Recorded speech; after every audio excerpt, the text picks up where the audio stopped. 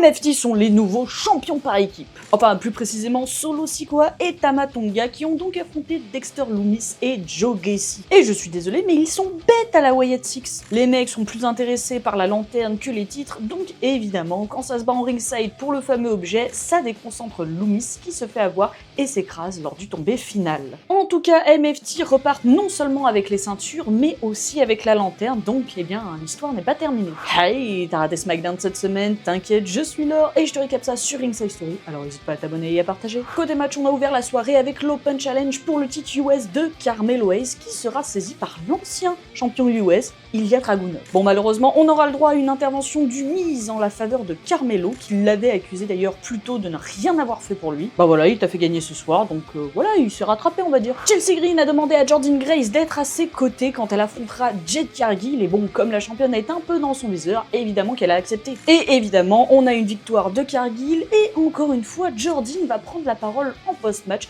pour annoncer sa participation au Rumble, et surtout pour prévenir la championne qu'elle vient pour son titre. Nathan Fraser a sauvé l'honneur de son partenaire en affrontant Johnny Gargano, qui lui avait volé son masque là plus tôt. Et c'est d'ailleurs ça qui va les faire gagner, Axiom le mettant sur Candice LeRae qui frappe Gargano sans le savoir, permettant à Fraser de gagner le match. Axiom récupère donc son masque et tout est bien qui finit bien. On a eu le triple threat match pour déterminer les aspirantes au titre par équipe féminin avec du coup Charlotte Flair, Alexa Bliss, Nia Jax et Lash Legend, et surtout le duo Julia-Kiana James.